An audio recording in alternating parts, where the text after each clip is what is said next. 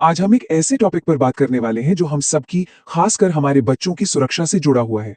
School में भूकंप से सुरक्षा। चलिए समझते हैं कि इस मुश्किल घड़ी में आखिर करना क्या चाहिए। जरा सोचिए, क्लास चल रही है, सब पढ़ाई में लगे हैं और अचानक जमीन हिलने लगती है, सब कुछ कांप रहा है। ऐसे में क्या करना है? देखिए, ये एक ऐसा सवाल है जिसका जवाब हर एक को, चाहे वो स्टूडेंट हो, टीचर हो या पेरेंट, पता होना ही चाहिए। तो किसी भी इमरजेंसी सिचुएशन में सबसे पहला और सबसे जरूरी रूल है शांत रहना। बिल्कुल घबराना नहीं है, क्योंकि चीखने चिल्लाने या इधर उधर भागने से ना सिचुएशन और बिगड़ सकती है।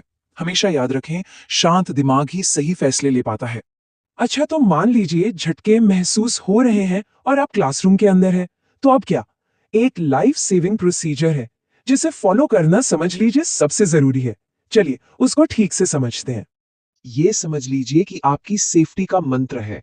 सिर्फ तीन तीन सिंपल से शब्द। कौन से हैं वो? आइए देखते हैं। पहला शब्द है झुको, यानी ड्रॉप। जैसे ही आपको पहला झटका फील होना, फौरन अपने हाथों और घुटनों के बल नीचे आ जाना है। इससे होगा क्या? आप गिरने से बच जाएंगे। अब दूसरा शब्द छिपो, यानी कवर। फौरन किसी मजबूत सी टेबल या डेस्क के नीचे घुस जाना है। और हां, अपने सिर और गर्दन को बचाना सबसे जरूरी है, तो उसके लिए अपने हाथों से या फिर स्कूल बैग से उसे कवर कर लेना है। और आखिरी, तीसरा शब्द पकड़ो, मतलब होल्ड। जिस टेबल के नीचे छिपे हैं ना, उसके किसी एक पैर को कस के पकड़ लीजिए और तब तक नहीं छोड़ना है जब तक झटके बिल्कुल बंद ना हो जाएं।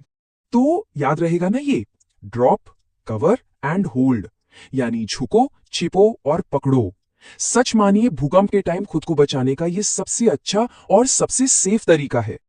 लेकिन एक मिनट, एक सवाल जरूर आ रहा होगा कि अगर आसपास कोई टेबल या डेस्क हो ही ना, तब क्या किया जाए?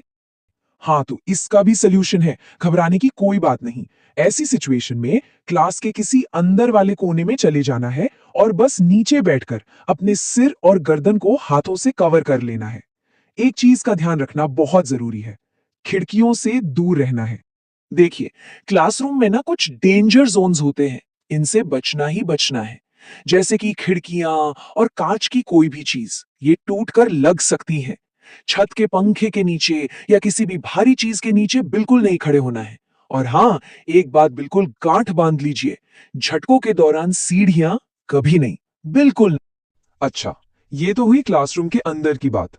अब सोचिए, अगर भूकंप के झटके तब महसूस हो जब कोई बाहर प्लेग्राउंड में हो, तब क्या करना चाहिए?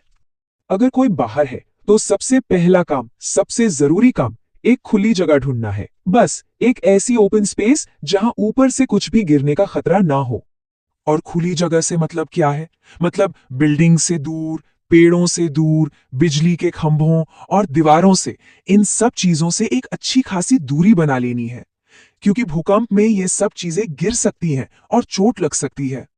तो जब एक सेफ खुली जगह मिल जाए तो बस आराम से जमीन पर बैठ जाना है और शांति से झटकों के रुकने का वेट करना है। सिंपल। ठीक है, झटके रुक गए, लेकिन काम अभी खत्म नहीं हुआ है, बल्कि अब जो टाइम है वो भी उतना ही इंपॉर्टेंट है, क्योंकि खतरा अभी पूरी तरह से टला नहीं है। तो अगला स्टेप क्या है? स्कूल से सेफ तरीके से बाहर निकलना। बाहर निकलने का भी ना एक प्रॉपर तरीका है। सबसे पहले अपने टीचर की बात को ध्यान से सुनना है, उनके इंस्ट्रक्शंस फॉलो करने हैं, बिना किसी धक्का मुक्की के एकदम शांति से लाइन बनानी है। और हाँ, सिर को प्रोटेक्ट करते हुए अपने बैग या हाथों से स्कूल की जो भी असेंबली एरिया जैसी ओपन जगह डिसाइड की गई है, उस तरफ बढ़ना है। अब जब सब लोग उस सेफ जगह पर पहुंच जाते हैं, तो सबसे जरूरी काम शुरू होता है, और वो है अटेंडेंस, हेड काउंट। ये कंफर्म करना कि हर एक बच्चा सेफ है, कोई भी कहीं फंसा या छूटा तो नहीं है। ये बहुत क्रूशियल स्टेप है। देखिए, ऐसे टाइम पर ना अफवाहें, रूमर्स बहुत तेजी से फैलते हैं और पैनिक बढ़ाते हैं। इसलिए एक चीज हमेशा याद रखें, सिर्फ और सिर्फ अपने टीचर्स या स्कूल अथॉरिटीज से मिली इंफॉर्मेशन पर ही भरोसा करना है। किसी भी सुनी सुनाई बात पर ध्यान बिल्कुल नहीं देना है। तो आज हमने जो कुछ भी समझा, उसका आखिर निचोड़ क्या है, कंक्लूजन क्या है? बहुत सिंपल है, एक लाइन में, तैयारी ही सुरक्षा है। प्रिपेयर्डनेस इज की। ये जो सारे स्टेप्स है ना, झुको, छिपो, पकड़ो और फिर शांति से बाहर निकलो, ये सुनने में शायद बहुत सिंपल लगते होंगे, लेकिन विश्वास कीजिए, ऐसी मुश्किल घड़ी में यही सिंपल से नियम हम सबकी सबसे बड़ी ताकत बन जाते हैं। और आखिर में ये सारी बातें हमें एक बहुत बड़े सवाल के सामने लाकर खड़ा कर देती हैं। क्या हमारे स्कूल्स ऐसी किसी भी इमरजेंसी के लिए सच में तैयार हैं? इस पर सोचना और इस पर मिलकर काम करना हम सबकी जिम्मेदारी है।